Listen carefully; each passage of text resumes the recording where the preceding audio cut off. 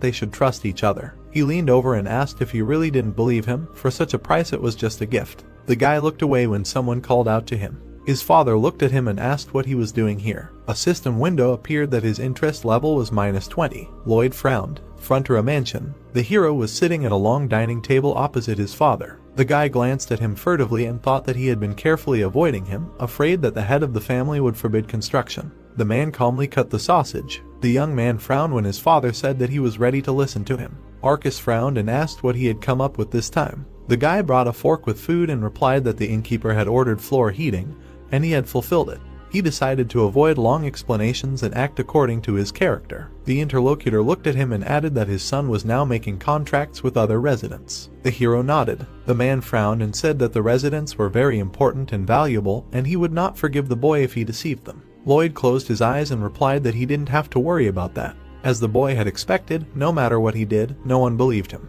The boy got up from the table and said that he was leaving since his father had nothing more to say. The hero tried to run away as quickly as possible. Arcus closed his eyes and assumed that his son was doing this because of the situation in their family. He frowned and assured him that he could quickly deal with such a trifle himself, so the boy didn't have to interfere. Lloyd turned around and looked at him sadly. He had heard these words before. His father had assured him the same thing in his past life, convincing him that the main thing was to study and not worry. The hero really thought that everything was fine. The brown-haired man pressed his lips together and thought that it was a lie, that nothing was right. He didn't want to become pathetic because of someone's lousy money. He moved towards the exit and asked his father not to give up, because the boy would try too. A few years ago, when the hero had to say these words to his father, the boy was walking down the corridor and calculating that he had received 32 orders for Model and 57 orders for Model B. The hero had already received almost half of the deposit. He stopped when he saw two men in front of him. They were the loan sharks Shalo and Meatloaf. They passed by, and the young man was surprised that these two even greeted the Baron's son.